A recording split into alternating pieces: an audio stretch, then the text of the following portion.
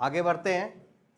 Equilibrium of forces, ये आपका second chapter था और इसको स्टार्ट करने से पहले मैंने आपको फ्री बॉडी डायग्राम बताया था, ठीक ना।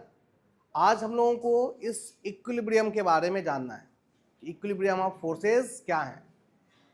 इक्विलिब्रियम अलग चीज है और इक्विलिब्रियम ऑफ फोर्सेस अलग। दोनों, इक्विलिब्रियम का मतलब एक ही चीज होता है, बट तरीका देखने का क्या है, अलग अलग है, ठीक है। इक्विलिब्रियम एक पोजीशन होती है। क्या है भाई, इक्विलिब्रियम क्या है, एक पोजीशन है। किस तरह की पोजीशन है, कहीं ना कहीं इक्विलिब्रियम हमें पोजीशन के संबंध में बताता है। पोजीशन का मतलब होता है अवस्था, स्थिति, ठीक ना। तो इक्विलिब्रियम किस तरह की अवस्था है, किस तरह की पोजीशन है, ध्यान रहे। हम इक्विलिब्रियम वर्ड तब यूज करते हैं जब कोई बॉडी दो अवस्थाओं में हो। पहला, जब बॉडी इज इन रेस्ट। पहली पोजीशन क्या है कि बॉडी किस स्टेट में है, रेस्ट में है, body is in rest. Second case क्या है, body is in uniform motion, state of uniform motion. कोई भी body state of uniform motion में हो या फिर स्टेट ऑफ रेस्ट में हो, तो हम ये कहते हैं कि बॉडी किस अवस्था में है, इक्विलिब्रियम अवस्था में। अब ऐसा क्यों कहते हैं भाई, समझे। अगर कोई बॉडी रेस्ट में है, रेस्ट में होने का एक ही मतलब है कि उसके ऊपर नेट फोर्स की वैल्यू कितनी है, 0 है। सीधी सी बात है। बॉडी रेस्ट में है, रेस्ट में वो तभी होगा जब उसके ऊपर लगने वाला नेट फोर्स की वैल्यू क्या हो, 0। और कोई बॉडी यूनिफॉर्म मोशन में है और उसमें कोई बदलाव नहीं हो रहा है, इसका मतलब उस पर नेट फोर्स कितना है भाई, 0 है। इसका मतलब इक्विलिब्रियम कहीं ना कहीं किससे जुड़ा हुआ है, 0 नेट फोर्स से जुड़ा हुआ है। जब 0 नेट फोर्स का मतलब रिजल्टेंट की वैल्यू कितनी हो जाए, 0 हो जाए, इसका मतलब सिस्टम किस अवस्था में होगा, इक्विलिब्रियम स्टेट में होगा। बात समझ में आ रही है। तो हम ये देखेंगे कि सिस्टम इक्विलिब्रियम में है कि नहीं, और इसके लिए एक ही दायरा है हमारा, वो ये देखना कि नेट फोर्स की वैल्यू 0 हो रही है या फिर नहीं हो रही। यदि नेट फोर्स की वैल्यू कहीं ना कहीं 0 हो रही है, इसका मतलब है कि सिस्टम किस अवस्था में है, इक्विलिब्रियम स्टेट में। बात समझ में आ रही है। और यदि नेट फोर्स, एक तो हमने देखा स्टेट ऑफ रेस्ट और दूसरा स्टेट ऑफ यूनिफॉर्म, अगर body state of uniform motion में है, ये कहीं ना कहीं ये चीज इंडिकेट करता है कि बॉडी के ऊपर लगने वाला नेट फोर्स फिर से क्या है, 0 है। अगर नेट फोर्स 0 नहीं होता तो बॉडी यूनिफॉर्म मोशन नहीं कर पाता। क्लियर है। तो इक्विलिब्रियम क्या है, एक अवस्था है, एक स्थिति है। और ये किस तरह की स्थिति है, दो तरह की। कब कब, जब बॉडी रेस्ट में हो या फिर बॉडी यूनिफॉर्म मोशन में। और इन दोनों ही सिचुएशन में, दोनों ही कंडीशन में, दोनों ही स्थिति में नेट फोर्स की वैल्यू क्या हो जाएगी, 0 हो जाएगी। तो हम यूं कहें कि कोई बॉडी इक्विलिब्रियम में है, या फिर यूं कहें कि किसी बॉडी पर नेट फोर्स की वैल्यू क्या है, 0 है। दोनों बातें क्या हैं, सेम है। दोनों बातें क्या हैं, सेम है। तो इक्विलिब्रियम समझ में है। आसान भाषा में अगर इक्विलिब्रियम को हमें समझना है तो ऐसे सोचो कि सब्जी वाले के पास जाते हैं, तराजू होता है, एक तरफ वो वजन रखता है और एक तरफ क्या रखता है, सब्जी रखता है। जब दोनों पलड़े बिल्कुल क्या हो जाएं, एक समान हो जाए, तो वो कौन सी अवस्था है, that is the state of equilibrium. बात समझ में आ रही है। इक्विलिब्रियम है क्या, इसको हिंदी में क्या कहते हैं, साम्य अवस्था कहते हैं, ठीक ना, साम्य ना। इस सब्जेक्ट में हमें इक्विलिब्रियम ऑफ फोर्सेस के बारे में जानना है, ठीक है। तो सपोज ये एक रिजिड बॉडी है और इसके ऊपर ये F1, F2, F3, F4 इस तरह से फोर्सेस लग रहे हैं, ठीक ना।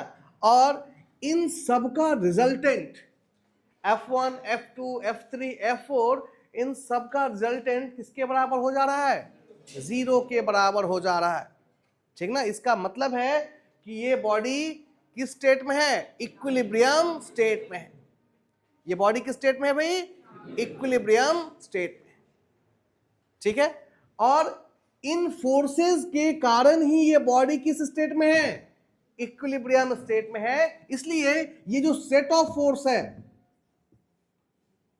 सेट ऑफ फोर्स का मतलब इस सेट में F1 है, F2 है, F3 है और F4। ये जो F1 F2 F3 F4 का जो सेट है, इस सेट को ही हम क्या कहेंगे, इक्विलिब्रियम फोर्सेस।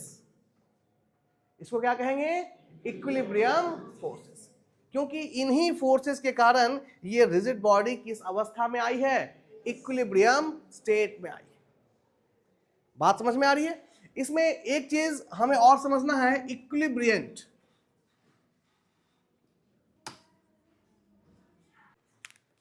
इक्विलिब्रियंट भी एक फोर्स होता है। इक्विलिब्रियंट क्या होता है, एक फोर्स होता है जिसके कारण कोई रिजिड बॉडी किस अवस्था में आ जाए, इक्विलिब्रियम अवस्था में आ जाए, ठीक ना। यानी कहें एक ऐसा फोर्स जो किसी सिस्टम को किस स्टेट में लेके जाए, इक्विलिब्रियम स्टेट में लेके जाए, उस फोर्स को हम क्या कहेंगे, इक्विलिब्रियंट कहेंगे। बात समझ में आ रही है। इक्विलिब्रियंट वो फोर्स होता है, इक्विलिब्रियंट वो फोर्स होता है जो किसी बॉडी को किस स्टेट में लेके जाए भाई, इक्विलिब्रियम स्टेट में लेकर के चला जाए, उस फोर्स को ही हम इक्विलिब्रियंट कहते हैं। अब इसका क्या मतलब है समझें। सपोज ये एक रिजिड बॉडी है और इसके ऊपर एक फोर्स लग रहा है F1, ठीक है। अब इस सिस्टम को इक्विलिब्रियम में लाने के लिए हमें इसके ऊपर एक दूसरा फोर्स लगाना पड़ेगा, ठीक ना। क्योंकि अभी वन डायरेक्शनल फोर्स लग रहा है, तो इसका कुछ ना कुछ क्या हो सकता है, मोशन हो सकता है। अगर कोई चीज इक्विलिब्रियम में है तो उसकी दो ही अवस्था होनी चाहिए, या तो वो किस अवस्था में हो, रेस्ट में हो, या फिर यूनिफॉर्म मोशन में। क्लियर है ना। इसको इक्विलिब्रियम में लाने के लिए हमें जस्ट इसके बराबर एक फोर्स इसके बिल्कुल विपरीत दिशा में लगाना पड़ेगा, F2। ध्यान ये रखना होता है कि F1 और F2 का लाइन ऑफ एक्शन क्या हो, एक ही हो, सेम लाइन ऑफ एक्शन हो, और F1 should must be equal to minus of F2। यानी F1 F2 का मैग्नीट्यूड सेम होना चाहिए और डायरेक्शन क्या होना चाहिए, अपोजिट। साथ ही इन दोनों का लाइन ऑफ एक्शन सिमिलर, यानी they should must be a collinear force, ठीक है। उस स्थिति में ये सिस्टम किस अवस्था में आ जाएगा, इक्विलिब्रियम स्टेट में आ जाएगा। तो यहां पर F2 के कारण ये सिस्टम किस स्टेट में आया, इक्विलिब्रियम। इसके कारण नेट फोर्स की वैल्यू कितनी हो गई, 0 हो गई। इसका मतलब यहां ये जो F2 है ये क्या है, इक्विलिब्रियंट है, ठीक ना। ये वो फोर्स है जिसके कारण कोई सिस्टम किस अवस्था में आ जाए, इक्विलिब्रियम स्टेट में आ जाए, ठीक है ना।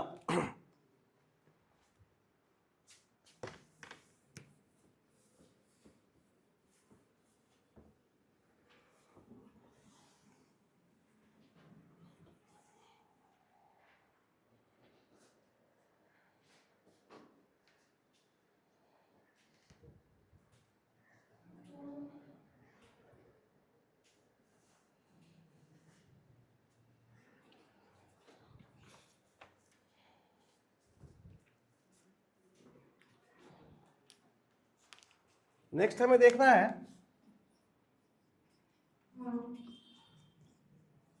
Principle of equilibrium. ध्यान रहे, जिस इक्विलिब्रियंट के विषय में आपने पढ़ा उसकी एक प्रॉपर्टी ये होती है कि वो रिजल्टेंट का, जो भी रिजल्टेंट है सिस्टम ऑफ फोर्सेस का, उस रिजल्टेंट के बिल्कुल क्या होगा, अपोजिट एंड इक्वल होगा, ठीक ना। जैसे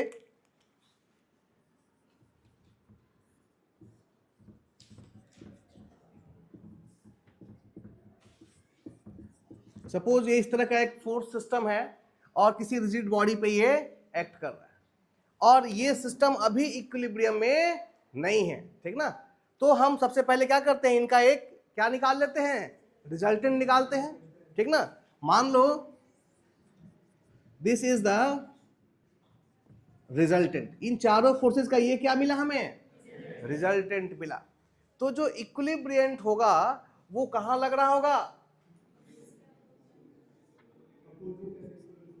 एफ। ये जो फोर्स होगा जो इनके रिजल्टेंट के बिल्कुल इक्वल एंड अपोजिट होगा, जिसके कारण ये पूरा सिस्टम किस में आ जाएगा, इक्विलिब्रियम में आ जाएगा, उसे ही हम क्या कहेंगे, इक्विलिब्रियंट कहेंगे।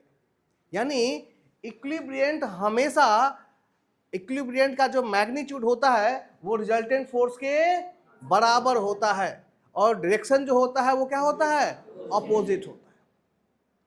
बात समझ में आ रही है ना। प्रिंसिपल में देखेंगे, प्रिंसिपल ऑफ इक्विलिब्रियम, यहां पर हम 2 फोर्स सिस्टम लेके चलते हैं, 3 फोर्स सिस्टम। मैंने पहले ही बताया था सिस्टम ऑफ फोर्स का मतलब क्या है, 2 या 2 से ज्यादा फोर्स लगे तो उसे हम सिस्टम ऑफ फोर्स या फिर फोर्स सिस्टम कहते हैं। एक लग रहा है तो फोर्स है, और 2 हो गया या 2 से ज्यादा हो गया तो सिस्टम ऑफ फोर्स कह सकते हैं या फोर्स सिस्टम कह सकते हैं। तो सबसे पहले हम लोग अगर 2 फोर्स की बात करें, ठीक है, तो 2 फोर्स का सिस्टम देखें। यदि कोई बॉडी जो किस अवस्था में हो, इक्विलिब्रियम स्टेट में हो, ठीक है, किस अवस्था में हो, इक्विलिब्रियम स्टेट में हो, under the action of 2 forces.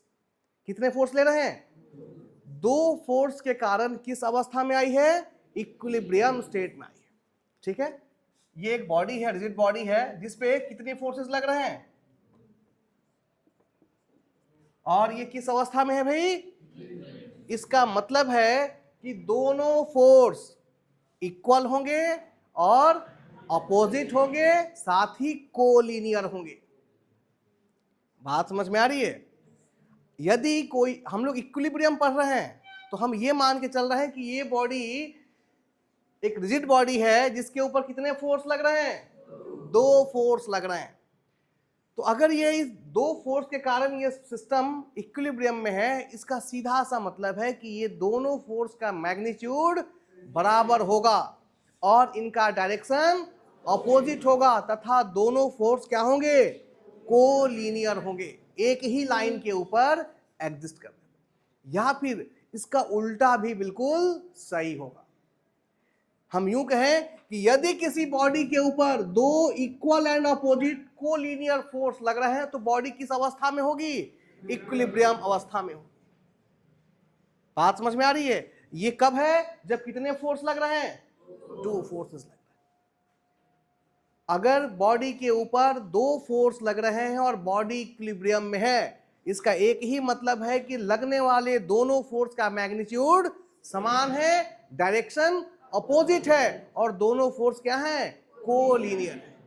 और उल्टा क्या कहें भाई, यदि किसी बॉडी पर 2 फोर्स लग रहे हैं जिनका मैग्नीट्यूड सेम है और डायरेक्शन अपोजिट है, और इफ दे आर कोलिनियर, तो बॉडी किस अवस्था में होगी, इक्विलिब्रियम अवस्था में। बात समझ में आ रही है। नेक्स्ट, यदि हम बात करें 3 फोर्सेस, 3 फोर्सेस का मतलब है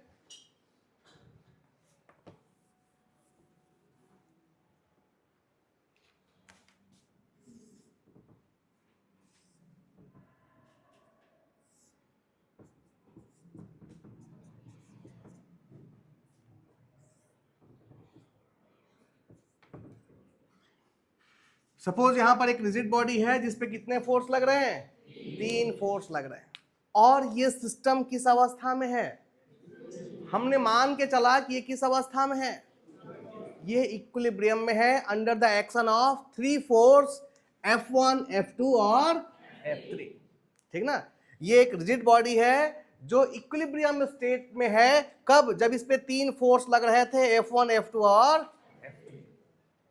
ऐसा कब संभव है, ये तभी पॉसिबल है जब किन्हीं 2 फोर्स का रिजल्टेंट, ध्यान सुनेंगे, किन्हीं 2 फोर्स, किन्हीं 2, आसानी है कि यही 2, एनी 2 फोर्स, किन्हीं 2 फोर्स का जो रिजल्टेंट है वो तीसरे फोर्स के इक्वल एंड अपोजिट तथा कोलिनियर हो।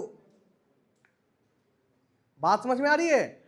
इक्वल भी हो, अपोजिट भी हो और एक ही लाइन के ऊपर हो, तब जाकर के बॉडी किस अवस्था में होगी।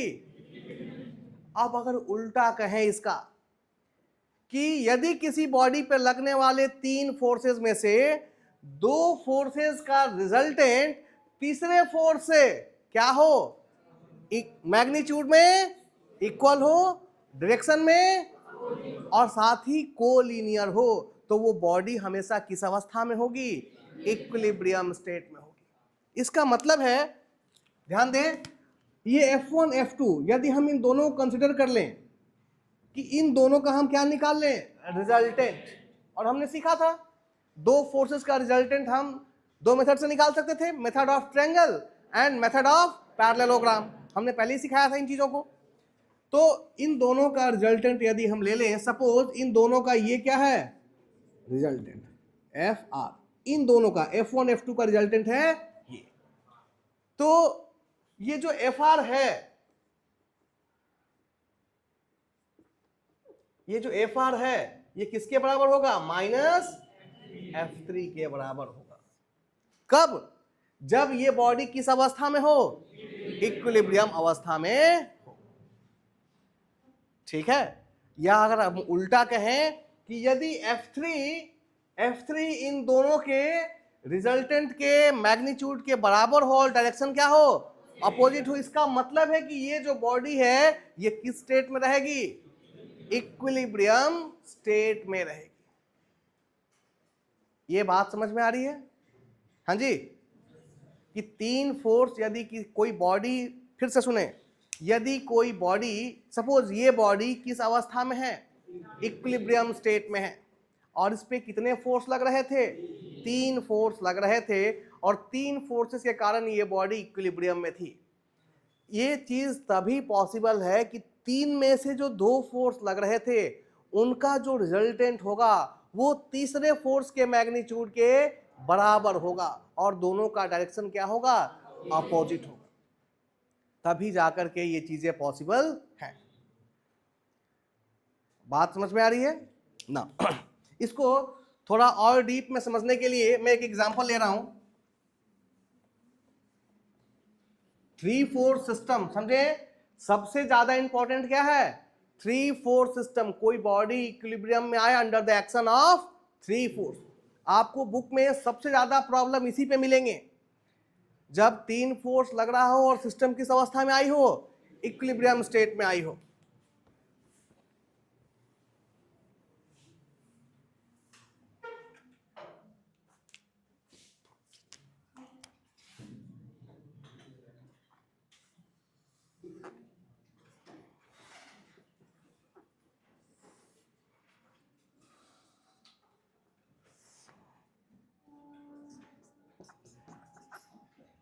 यहां पर हमने एक फोर्स सिस्टम लिया है, suppose this point is P।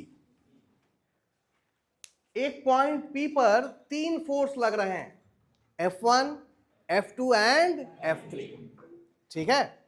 और इन 3 फोर्सेस के कारण P की अवस्था किस स्टेट में है, इक्विलिब्रियम स्टेट में है। 3 फोर्सेस के एक्शन से पॉइंट P इक्विलिब्रियम स्टेट में है। बात समझ में आ रही है? अब हमें यहां चेक करना है कि अगर ऐसा है, इसका मतलब है कि किसी 2 फोर्स का जो रिजल्टेंट होगा वो तीसरे फोर्स के मैग्नीट्यूड के बराबर होगा और डायरेक्शन क्या होगा, अपोजिट। इसके लिए हमने मान लिया कि F1 और F2 ये 2 फोर्स हैं जिनका रिजल्टेंट हम निकाल लेंगे। अब 2 फोर्स हैं, इनका रिजल्टेंट निकालने का क्या तरीका है भाई, method of triangle. Method of triangle, अगर हमने मेथड ऑफ ट्रायंगल में दोनों तरीके बताए थे, ग्राफिकल मेथड और एनालिटिकल मेथड। यदि आप ग्राफिकल मेथड यूज करें और यूज करके इन दोनों का क्या निकालें, रिजल्टेंट निकालें, तो क्या तरीका होता है भाई, हम यहां से कैसे ड्रॉ करते हैं, हाँ जी, पहले F1 लेंगे, फिर F2 लेंगे और फिर चलिए F1 लेते हैं।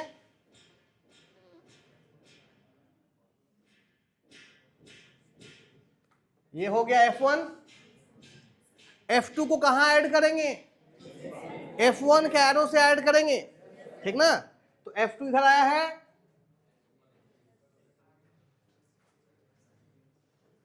ये हो गया F1 और F2। नाउ ध्यान दें, दो हो गए, दोनों फोर्स को मैं ड्रॉ कर दिया। इनका जो क्लोजिंग साइड होगा वही इसका क्या देगा? रिजल्टेंट देगा। अब जरा देखो, क्लोजिंग साइड को ड्रॉ शुरुआत वाले से करते हैं, ठीक ना।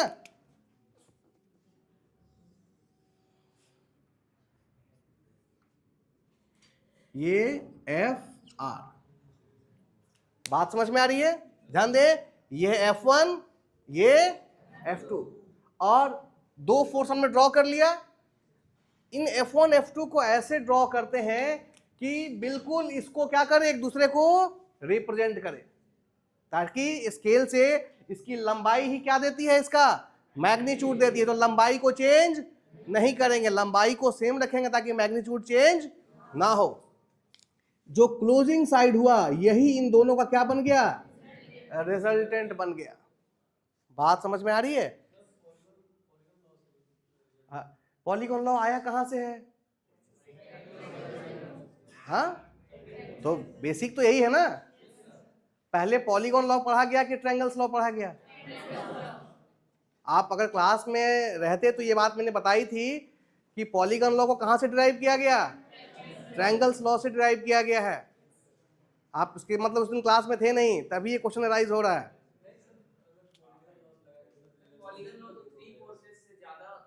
पॉलीगन कब बनता है?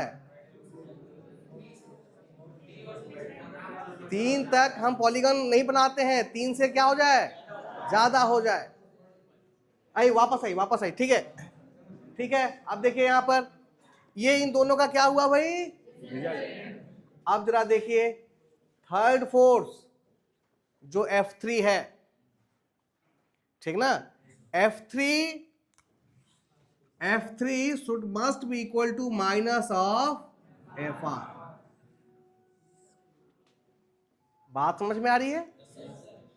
इन दोनों का जो रिजल्टेंट होगा उसका जो मैग्नीट्यूड होगा वो तीसरे फोर्स के मैग्नीट्यूड के बराबर हो। साथ ही ध्यान से सुने, साथ ही डायरेक्शन क्या हो? अपोजिट हो और कोलिनियर हो। अब इस बात को जरा ध्यान से समझिए। इसमें FR को ड्रॉ करना चाहता हूं, ध्यान से देखेंगे।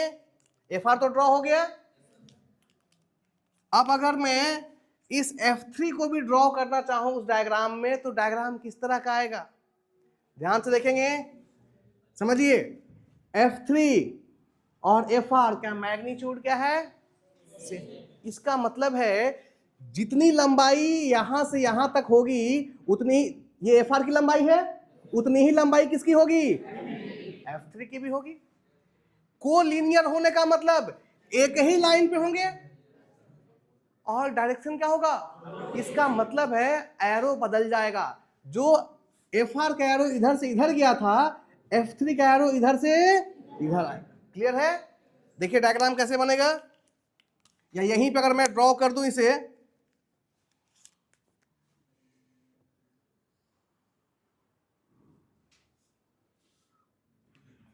ब्लैक लाइन F3 को दिखा रहा है और रेड लाइन FR को दिखा रहा है। ध्यान से देखें, दोनों का मैग्नीट्यूड से हो तो लाइन का लंबाई क्या हो जाएगा? दोनों का इक्वल। कोलिनियर है, एक ही लाइन पे हमने दोनों को ड्रॉ किया है। अब बात आती है डायरेक्शन की। ये माइनस साइन बता रहा है कि दोनों का डायरेक्शन क्या होगा? इसका डायरेक्शन इधर से इधर गया था, तो F3 का डायरेक्शन किधर से किधर आएगा? उधर से। ये अब देखिए जरा ध्यान से, F1 F2 F3 किस डायरेक्शन में है? Clockwise. F1 F2 and F3 ये किस डायरेक्शन में घूम रहे हैं? क्लॉकवाइज में घूम रहे हैं। और ट्रायंगल बन गया, ठीक है। ट्रायंगल बन गया, जरा समझे ध्यान से। ट्रायंगल बनने का मतलब क्या है? ट्रायंगल बनने का क्या मतलब है भाई? कि F1, F2 और F3 का जो रिजल्टेंट फाइनल होगा उसकी वैल्यू कितनी होगी? 0 होगी। नेट फोर्स 0 होगा और सिस्टम किस अवस्था में होगी? इक्विलिब्रियम अवस्था में। कहीं भी सिस्टम ऑफ फोर्स आपको तीन फोर्सेस का दिखे जो एक ट्रायंगल बना रहे हो, चूंकि फोर्सेस क्या है? वेक्टर्स हैं, और यदि तीन वेक्टर्स की मदद से एक ट्रायंगल बना है और तीनों का डायरेक्शन सेम है, यानी तीनों फोर्स या तो क्लॉकवाइज में हो या फिर एंटी क्लॉकवाइज में हो। यदि ट्रायंगल में तीन फोर्स हैं तो ये बता रहा है कि तीनों फोर्स का जो रिजल्टेंट है वो कितना है? 0 है। क्यों भाई? समझे? यहां पर हमने तीन फोर्स लिए थे, ठीक ना, और इन्हीं तीनों फोर्स से हमने F1, F2 और F3, इसको F3 भी तो लिख सकते हैं, F3 को ड्रॉ किया। ये तीनों क्लॉकवाइज डायरेक्शन में थे, ठीक ना। इसका मतलब था कि F3 किसके बराबर था? Fr, यानी नेट रिजल्टेंट फोर्स कितना हो गया? 0। भाई अभी हमने क्या कहा कि इस पॉइंट पर तीन फोर्स लग रहे हैं और इन तीन फोर्सेस के कारण ये पॉइंट P किस अवस्था में है भाई? इक्विलिब्रियम में है, ठीक ना। अब हमने इन तीनों फोर्सेस को डायग्राम पे ड्रॉ किया तो हमें क्या मिला? एक क्लोज ट्रायंगल मिला। ट्रायंगल का डायरेक्शन क्या है? क्लॉकवाइज, ठीक ना। यानी क्लॉकवाइज ट्रायंगल मिले या फिर एंटी क्लॉकवाइज ट्रायंगल मिले आपको तीन फोर्सेस के कारण, इन्हीं तीनों फोर्सेस के कारण ये ट्रायंगल बना है ना। ट्रायंगल मिलने का मतलब है कि ये सिस्टम किस अवस्था में है? इक्विलिब्रियम स्टेट में है। इक्विलिब्रियम स्टेट का क्या मतलब है कि इन तीनों का नेट सम करेंगे तो कितना आएगा? 0 आएगा। बात समझ में आ रही है? यहां से हम कई चीजें सीखते हैं। पहली चीज जो हम सबसे बड़ी चीज सीखते हैं कि यदि ट्रायंगल बन रहा है, तीन फोर्सेस को लेकर के यदि ट्रायंगल बनाया गया है, इसका मतलब उन तीनों फोर्सेस का नेट सम हमेशा किसके बराबर होगा? 0 के बराबर, ठीक है। यदि तीन फोर्सेस की मदद से एक ट्रायंगल बना है तो वो जो सेट ऑफ फोर्स होगा वो हमेशा किसको रिप्रेजेंट करेगा? इक्विलिब्रियम को रिप्रेजेंट करेगा, क्योंकि उनका नेट फोर्स किसके बराबर हो रहा है? 0। और अगर नेट फोर्स 0 है तो कोई सिस्टम हमेशा किस स्टेट में होगी? इक्विलिब्रियम स्टेट में होगी। बात समझ में आ रही है? ये चीज हमें एक और भी बात को इंडिकेट करता है। इसमें ये चीज, अगर F1, F2, F3 से बना हुआ ट्रायंगल है तो ये हमें बताता है कि इसका और इसका जो मैग्नीट्यूड, जो रिजल्टेंट है, वो तीसरे साइड के इक्वल है मैग्नीट्यूड में, और डायरेक्शन क्या होगा? ऑपोजिट होगा। बात समझ में आ रही है? क्योंकि F1, F2 का रिजल्टेंट क्या मिला था हमें? Fr, ठीक ना। और जो F3 था वो बिल्कुल क्या था? Fr का मैग्नीट्यूड और F3 का मैग्नीट्यूड इक्वल, एंड डायरेक्शन क्या था? ऑपोजिट था। बात समझ में आ रही है? तो ये चीज बहुत इंपॉर्टेंट है, बशर्ते कि ये तीनों फोर्स एक पॉइंट पे क्या हो रहे हो? मीट कर रहे हो। इसको कौन सा फोर्स सिस्टम कहते हैं भाई? कॉन्ग्रुएंट। याद है जब मैंने classification of system of force पढ़ाया था तो बताया था कॉन्ग्रुएंट फोर्स, जब सारे फोर्स कहां मिले? सभी का लाइन ऑफ एक्शन एक पॉइंट से पास हो तो उसे क्या कहते हैं? कॉन्ग्रुएंट फोर्स कहते हैं। बात समझ में आ रही है? इसको और डिटेल में समझने, तो ये बहुत इंपॉर्टेंट है, पूरा चैप्टर इसके ऊपर बेस्ड है। एक न्यूमेरिकल प्रॉब्लम लेते हैं ताकि इन चीजों को हम और बेहतर तरीके से समझ सकें, ठीक है। एक प्रॉब्लम लिखेंगे। एक प्रॉब्लम है जो बोर्ड पे आपको दिख रहा हो। यहां पर एक ट्रायंगल बनाया गया है ए, बी और सी, और यहां पे सी के पास एक 10 न्यूटन का वेट डाउनवर्ड डायरेक्शन में लग रहा है, ठीक है। कह रहा है कि पॉइंट सी किस अवस्था में है? इक्विलिब्रियम अवस्था में है, साम्य अवस्था में है, इक्विलिब्रियम स्टेट में है। तो आप किसकी वैल्यू बताइए? T1 तथा T2 की वैल्यू बताएं, ठीक है। अभी जो हम लोगों ने पढ़ा, अगर आप ध्यान से देखें तो ये वही चीज है ना। मैं सिर्फ पॉइंट सी को बना रहा हूं।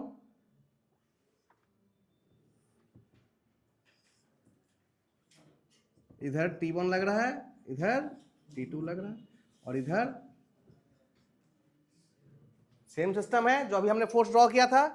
3 फोर्सेस लग रहे हैं पॉइंट सी के पास, और पॉइंट सी किस अवस्था में है? इक्विलिब्रियम में अवस्था में है। तो आपको किसके बारे में बताना है कि T1 और T2 की वैल्यू क्या होगी। चलिए एक बार प्रयास कीजिए, देखेंगे। अभी जो हम लोगों ने पढ़ा, अभी जो हम लोगों ने इक्विलिब्रियम के कॉन्सेप्ट को सीखा, ये बहुत इंपॉर्टेंट है। आपके बुक के आधे प्रॉब्लम इसी 3 फोर्स के कॉन्सेप्ट पर इक्विलिब्रियम वाले प्रॉब्लम सॉल्व होंगे। तो इसको हमें समझना और सीखना बहुत ज़रूरी है। जहाँ तक बात 2 फोर्स की थी तो उसमें समस्या नहीं थी, एक फोर्स इधर और एक फोर्स इधर, F1 F2। सो अगर इसको इक्विलिब्रियम में होना है तो F1 should must be equal to -F2, ठीक है। लेकिन जब बात 3 फोर्सेस की आती है तब यहाँ हमसे गलतियां हो जाती हैं, तो इसको सही करना बहुत जरूरी है, ठीक है। ध्यान दें, यहां पर ये पॉइंट सी इक्विलिब्रियम स्टेट में है under the action of 3 forces. नीचे 10 न्यूटन लग रहा है, इधर टेंशन T1 लग रहा है और इधर टेंशन T2 लग रहा है। इन 3 फोर्सेस के कारण ही पॉइंट सी किस अवस्था में गया है? इक्विलिब्रियम स्टेट में गया है। बात समझ में आ रही है? और इसलिए हमें अपने कॉन्सेप्ट के साथ बने रहना होगा, ठीक है। कैसे करेंगे भाई हम? ध्यान दें, जब भी हम सबसे पहले तो उस पॉइंट को देखेंगे जो पॉइंट किस स्टेट में हो? इक्विलिब्रियम स्टेट में हो। अब हमने ये पॉइंट सी ले लिया, पॉइंट सी इक्विलिब्रियम में है under the action of 3 force. इसका मतलब है, ध्यान से फिर से सुनेंगे, अगर ये 10 न्यूटन का फोर्स नहीं लगता तो सिर्फ कितने फोर्स होते? 0।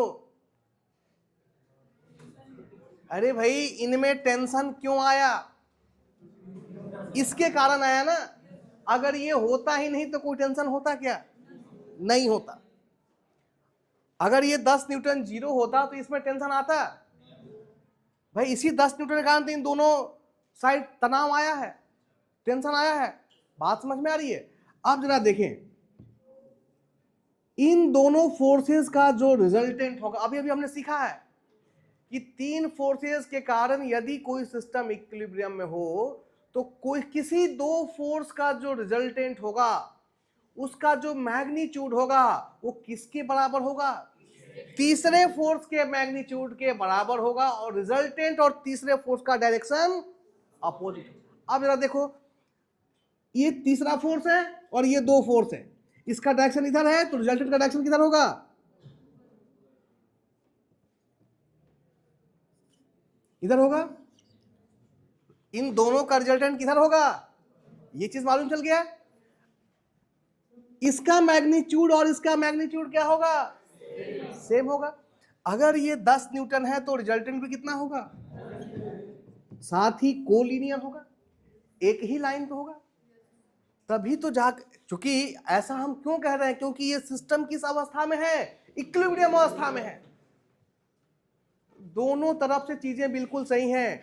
ध्यान रहे, यदि ऐसा है कि इन दोनों फोर्सेस का रिजल्टेंट का मैग्नीट्यूड इसके क्या हो? बराबर हो, और डायरेक्शन क्या हो? अपोजिट हो, तो भी हम कह सकते हैं कि पॉइंट सी किस अवस्था में होगा? इक्विलिब्रियम अवस्था में। या फिर यदि हम पहले ये कह दें कि पॉइंट सी इक्विलिब्रियम स्टेट में है, उस स्थिति में क्या है भाई? इन दोनों का जो रिजल्टेंट होगा वो किसके बराबर होगा? तीसरे फोर्स के बराबर होगा। बात समझ में आ रही है? इसका मतलब है इन दोनों का जो रिजल्टेंट है उसका डायरेक्शन ये होगा और उसका मैग्नीट्यूड कितना होगा? 10 न्यूटन। एक चीज क्लियर है? ये चीज अभी हम लोगों ने सीखा है। अब देखिए, अगर मैं इन दोनों फोर्सेस का रिजल्टेंट लिखूं तो क्या लिख सकता हूं भाई? हमने एनालिटिकल मेथड में सीखा है कि अगर 2 फोर्स लग रहे हैं P एंड Q और इनके बीच का एंगल कितना है भाई? थीटा है। तो इनका रिजल्टेंट हम कैसे लिखते हैं भाई? √P² प्लस 2PQ cos लिखते हैं ना। हमने मान लिया कि दिस एंगल इज थीटा, क्योंकि थीटा दिया हुआ तो है नहीं, हमने इमेजिन कर लिया कि ये एंगल कितना है, थीटा, यानी ये एंगल है कितना, बात समझ में आ रही है। अब रिजल्टेंट की वैल्यू आपको मालूम है कितना है, 10 newton. So resultant is equal to 10 is equal to root under, forces लिखिए, T1 का स्क्वायर, T2 का स्क्वायर, कॉस लिख सकते हैं।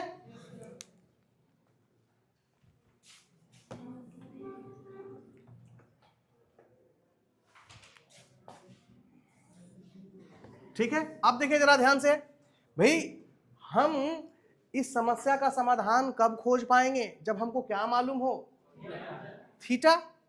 भाई ये मेथड तभी यूजफुल होगा जब आपको क्या मालूम होना चाहिए, तो थीटा मालूम होना हमारे लिए बहुत जरूरी है। थीटा कैसे मालूम करें भाई, थीटा हम ज्योमेट्री से निकालेंगे। थीटा की वैल्यू कहां से मिलेगी, ज्योमेट्री से मिलेगी। ध्यान दें, यहां से एक परपेंडिकुलर ड्रॉ कर दें, तो ये कितना हो गया 25, दोनों 50 था तो ये हो गया 25। ज्योमेट्री से हमें दिख रहा है कि ये कैसा ट्रायंगल है, आइसोसेलेस, समद्विबाहु त्रिभुज है ना, ये भी 30 है और ये भी कितना है 30 है, क्लियर है।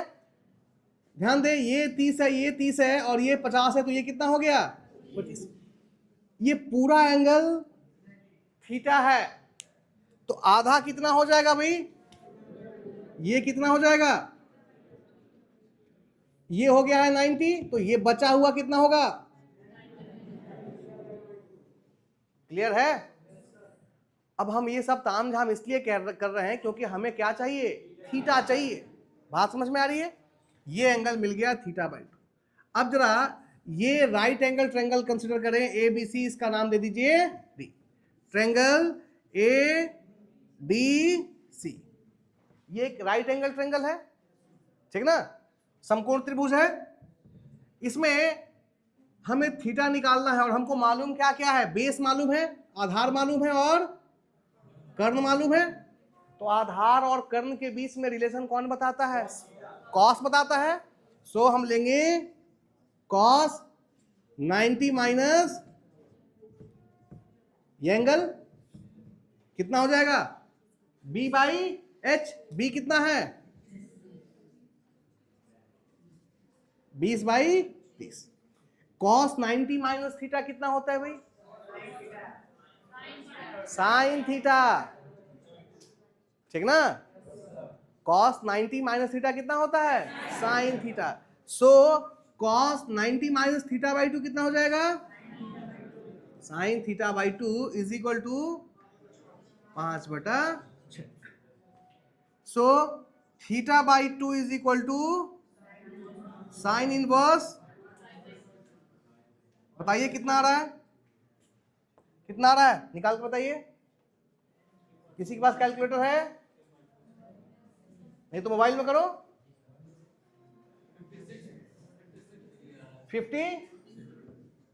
56, ठीक है।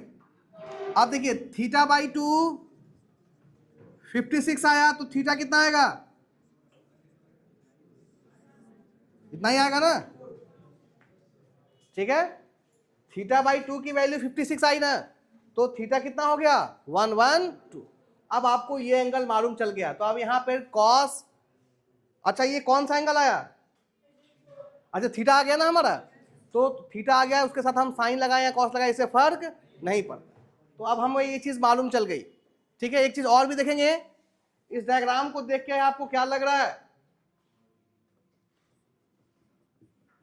आएगा क्या, क्यों भाई, एक समद्विबाहु त्रिभुज है, बात तो दोनों में सेंटर में है, तो दोनों का टेंशन क्या होगा, इक्वल होगा। Suppose T1 is equal to T2, let it is equal to T, ठीक ना। उस केस में दिस 10 इज इक्वल टू, एक काम करें, take it as 100, root square को इधर कर दिया तो कितना हो गया 100 is equal to t square plus 2t square cos. Step समझ में आया, रूट स्क्वायर को सिंपली इधर से इधर किया गया तो ये 10 का क्या हो जाएगा, स्क्वायर हो जाएगा। तो 10 का स्क्वायर हो गया 100 और T1 T2 को हमने किसके बराबर मान लिया है, T के बराबर मान लिया है। सो ये इक्वेशन आया।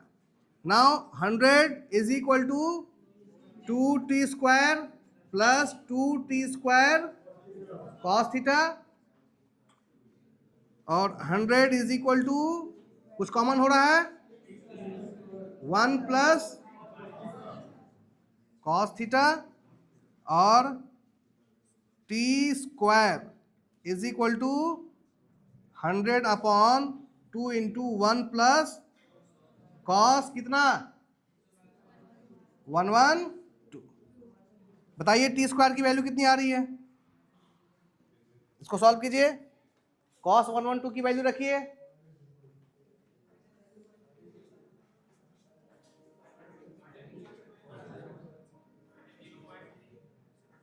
इसकी वैल्यू कितनी आई है -0.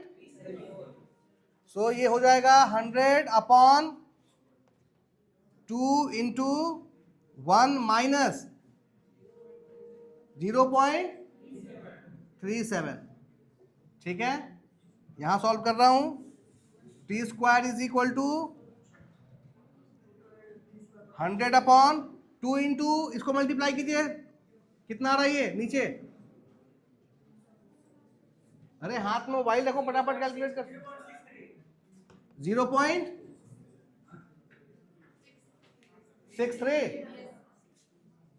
इसको सॉल्व करो, ये कितना आया, इंटू 2 है, यही है। हाँ तो बताओ कितना आ रहा है,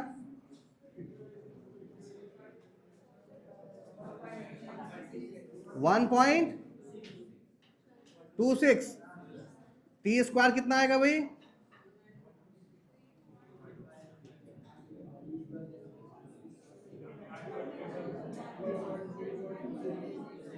100 अपॉन 79। तो टी कितना आ जाएगा, रूट अंडर करो,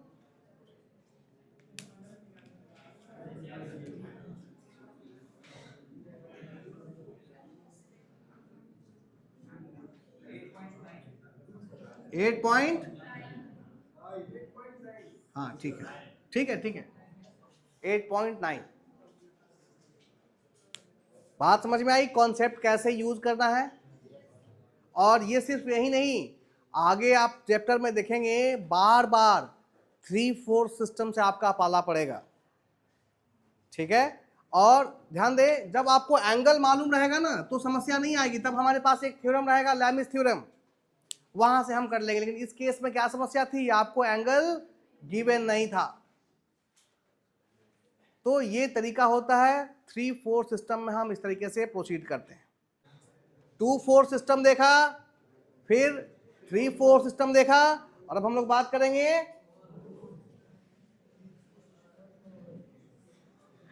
4 फोर्सेस की। ठीक है, ध्यान दें, यदि किसी रिजिड बॉडी के ऊपर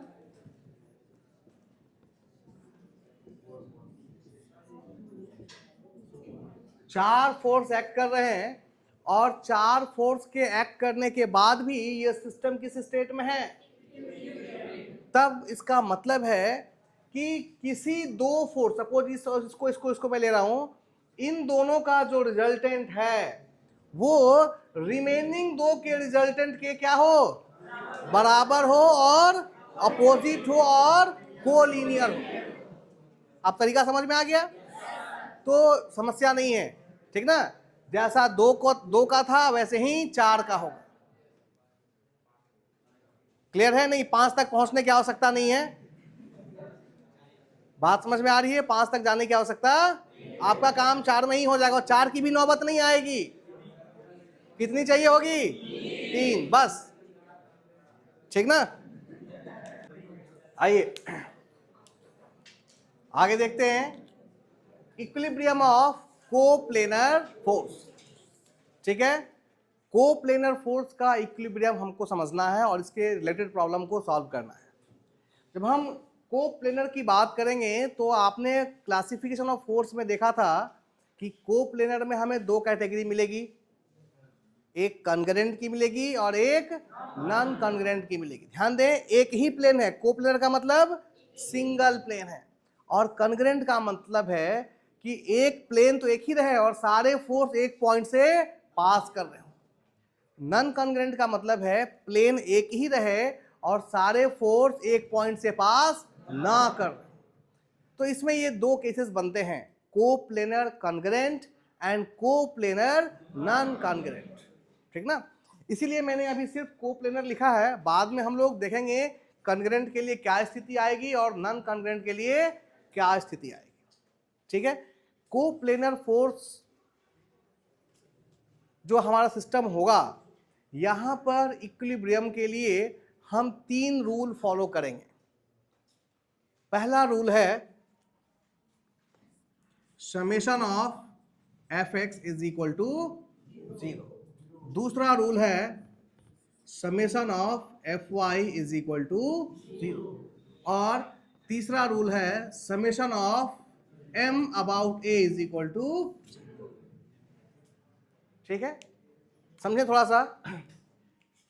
समेशन ऑफ एफ एक्स और समेशन ऑफ एफ वाई क्या है? अगर कुछ फोर्सेस, सपोज एक बॉडी के ऊपर ये फोर्स लग रहा है F1 F2, ठीक है, तो समेशन ऑफ एफ एक्स का मतलब क्या है? F1 के suppose this is θ1 and this is θ2।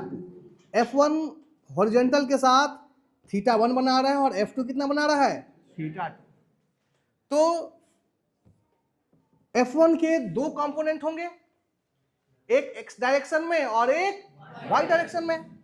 इस डायरेक्शन में क्या आएगा? F1 cos θ1 और y डायरेक्शन में क्या आएगा? F1 sin θ1। क्लियर है? सिमिलरली यदि हम F2 की बात करें तो क्या आएगा? F2 cos θ2 और इधर F2 sin θ2। Summation of F x का मतलब है एक्स डायरेक्शन में लगने वाले सभी फोर्सेस का एल्जेब्राइक सम किसके बराबर हो जाए?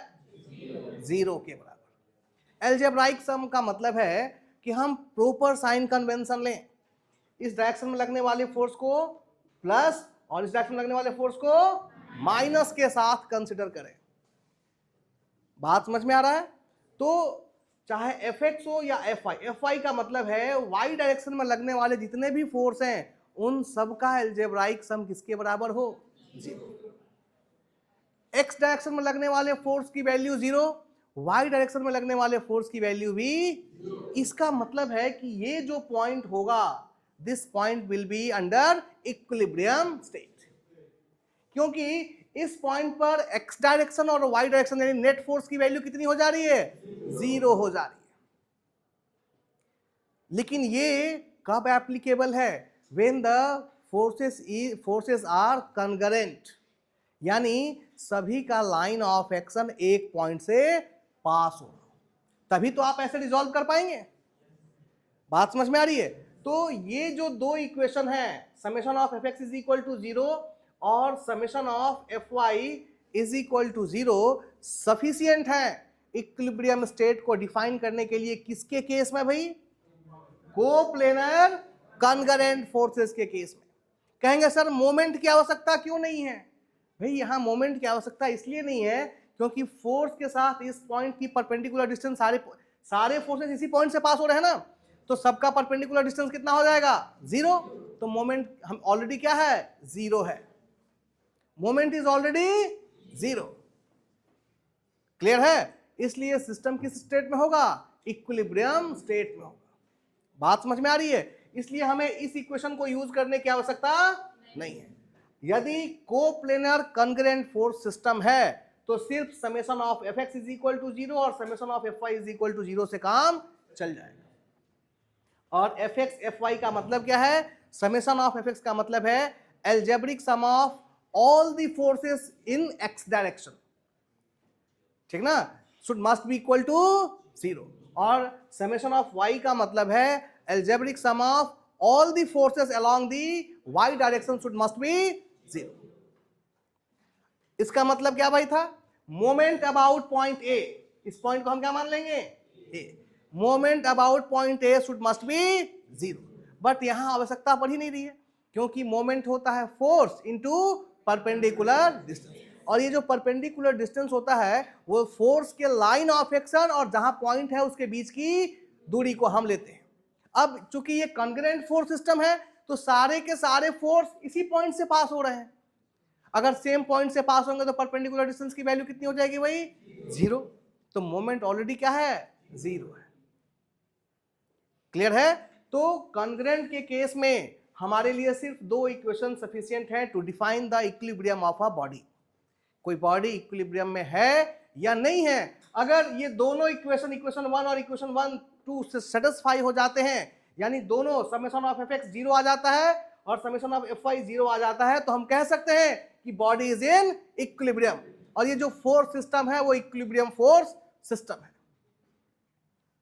क्लियर है ना। ये वाला हम कब यूज करेंगे, जब क्या हो, नॉन कॉन्ग्रुएंट हो, कोप्लेनर एंड नॉन कॉन्ग्रुएंट हो।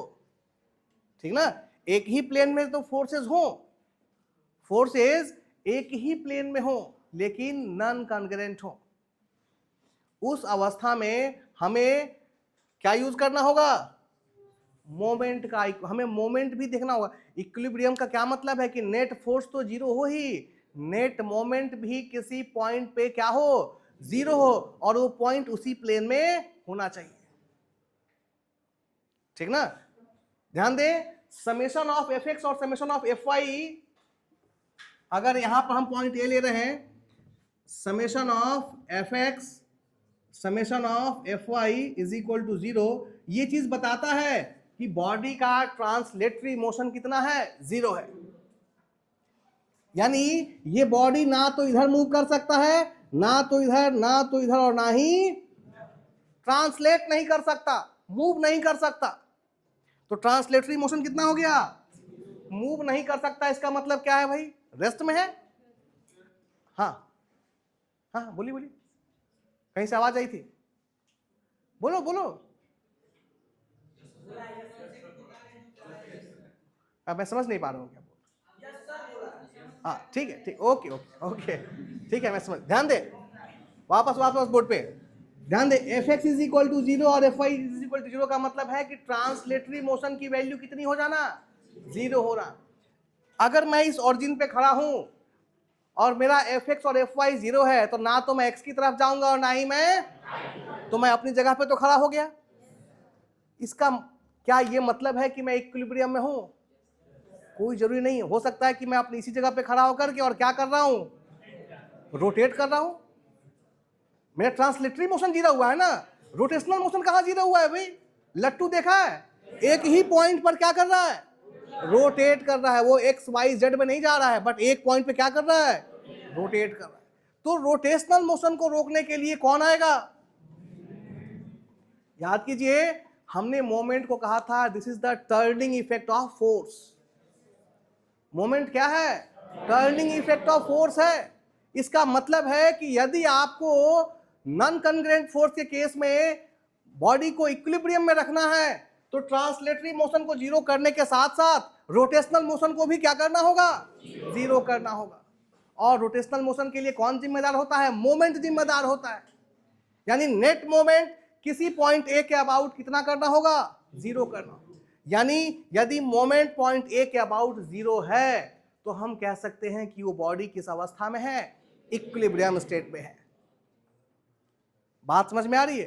तो यहां पर हमें 2 केसेस पढ़ने थे इक्विलिब्रियम ऑफ कोप्लेनर फोर्सेस के अंदर, congruent force and non congruent force. Congruent के लिए सिर्फ 2 इक्वेशन है, और नॉन कॉन्ग्रुएंट के लिए fx fy के साथ मोमेंट को भी कितना करना होगा, 0 करना होगा।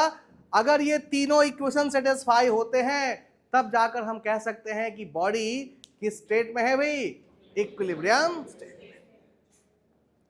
बात समझ में आ रही है, कॉन्सेप्ट क्लियर है। चलिए आज यहीं रहने देते हैं।